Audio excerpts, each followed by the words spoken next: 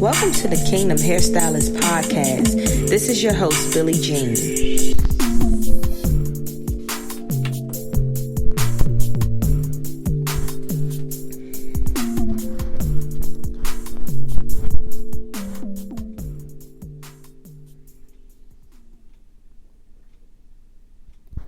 Hey everybody, and welcome back to the Kingdom Hairstylist Podcast. This is your host. My name is Billie Jean, and I'm so excited to be back on here. The last 2 weeks I have missed, and I have truly missed you all, and I'm just grateful that I was able to get up enough courage and strength to get on here today and to basically share what has been going on in my life. And the new year is here, and I just can't believe that it's about to be 2020. I'm excited for 2020 because 2019, baby, has kicked my behind completely. And I'm just so grateful that this year's over. I know that there'll be more things to come, but I'm just hoping and praying that there are more positive things that I can come on here and share.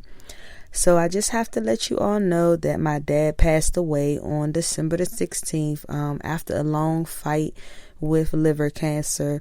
That cancer was so aggressive, and it was just everything was happening so fast, and I just cannot believe that the fight is over.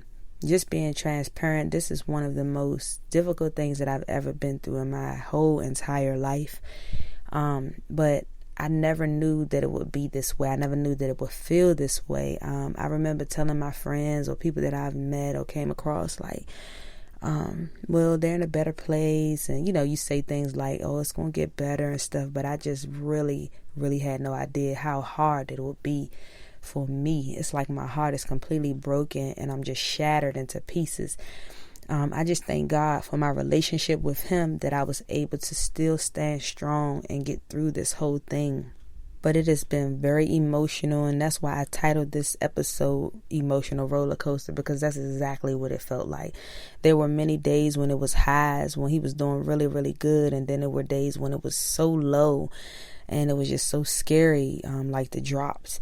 And it was just times that, we were just so excited about all the progress that he was making, and then there were days that we didn't know whether this was going to be the end. So it was very emotional, and he was diagnosed in January, so this year has just been a roller coaster for me.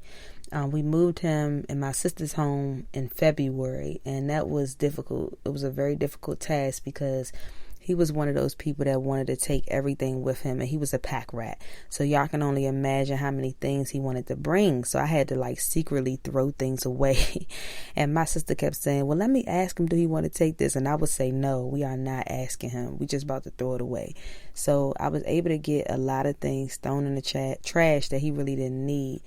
And I kept all the things that he did need. So that was difficult. But we made it through. And we went to every single appointment with him from January all the way up until November was his last appointment. It's 4 girls, and we all played a major role in helping my dad and supporting my dad. Every time we would go to the doctors, all of the nurses would be like, you are so blessed, Mr. Bill, to have all these daughters taking you and bringing you. And it was emotional, and it was hard. We had to take off work sometimes, and we had to push him in a wheelchair when he couldn't walk, and find parking, and the parking lot was always crazy. But I definitely don't want to complain too much because he went to the best hospital. Georgetown is the best hospital for cancer patients. They did a wonderful job in making sure that my dad was comfortable and had everything that he needed. And I think that this whole thing has just been so difficult because my dad raised my sister and I, the middle sister and me. I'm the baby sister. My mom was on drugs, and he took us in and completely raised us. She definitely still played a major part in raising us too, because she got herself together and got clean. And I'm happy to report that she's been clean for 28 years. So I'm so grateful for that. And I'm just so happy that she was able to work with him and he was able to work with her in raising us. My sister and I turned out pretty well. I'm so happy about that. My dad was very stern. He didn't play, especially when it came to school. And he did not like for you to lie to him. And I was known to lie a lot about dumb stuff. So I got in trouble a lot. And it kind of did put a strain on our relationship for a little while because I was so afraid of him. But he was very supportive. So if I needed anything, I could go to him and talk to him. So I was more so afraid of me, the bad things I was doing, and then afraid to get in trouble for it. But I thank God for the way that he was, because I wouldn't be where I am today if it wasn't for him. So these last couple of weeks, my dad was looking forward to going to that cruise. They left on Thanksgiving. He was looking forward to that cruise. So I feel like God prepared him and got him healthy again enough to make it on the cruise. So before he went on the cruise, he was doing pretty bad. He was sick, laying in the bed, wouldn't eat, barely wanting to get up out the bed. He was like just sleeping a lot, and he couldn't make it to the bathroom a lot. So it was pretty difficult to watch. But again, I feel like God wanted him to have some fun. That's the type of God that we serve, where he cares about the little things, the things of our heart. He cares about all of our desires. So he got my dad well enough to make it on the cruise. He had so much fun on the cruise. I wasn't able to go on the cruise. So that did make me a little depressed, because I did kind of feel like this was going to be his last trip. But I'm buying a house, and I have to be an adult and choose responsibilities over, fun and all of that. So I had to do what I had to do. Of course, I regretted it. I was sad, and I was just like, wow, I wish I could spend one more vacation with him. But it was okay, as long as he got to go. And if I fast forward a little bit, when he got back from the cruise, he was so extremely ill. He was laying in the bed, couldn't walk. He couldn't talk. He had lost his voice completely. And he was just really doing bad. Like, he wouldn't eat. He wouldn't drink. It was like really, really bad. I couldn't believe how fast and drastic his health declined. And it was just like, it was crazy. But again, I was just so emotional, because I never wanted to see him like that. Never wanted to see him struggling and suffering and fighting. So I just thank God that he did end that fight. And it's really hard to say that, because of course I want my dad here with me, but I also don't want him suffering. And I know we can't have it all. So God knows what he's doing, and I cannot question why he felt like he needed to take him, or whatever the case may be. But it definitely did cross my mind, like, I want him to be here, and I want him to be healthy, and I want him to be healed and whole. Which brings me to my very next point, and I'm just being transparent here, because that's just who I am. I was very upset with God, because I wanted my father to be one of the miracles. I wanted him to be an example of God's healing, but he passed away without a healing. And so that was very difficult for me, because I was like, I had been crying throughout this whole year. I had been praying. I had been fasting. I had been worshiping, only to feel like I came up short. And that's just as transparent as I can be. I felt like I came up short. I felt like I got the short end of the stick, and I felt like everything was for nothing. But God is with me now, and I feel his presence ever so strong. He has never left my side. He told me he would be a father to the fatherless, and I'm just so grateful for that. I had a major breakdown a couple of days ago, because I just couldn't understand like why it had to happen this way. I was just like, well, I thought that he would be the miracle. I thought he would be the one that would come through this, but it didn't happen. So it was really, really, really tough. But I'm grateful that God has never left my side, that he's been here throughout the whole time. And I say all this to say, things don't always work out how we want them to, but God truly knows what's best. My dad lived a good life. He suffered so much at the end, but now he's resting so peacefully. And he did know God. He got baptized when he was young, so I know where he's going. And I'm just grateful that he was able to travel the world, that he had 4 beautiful daughters that he loved so much, and that he was just able to do and live and do everything that he wanted to do before he left this earth.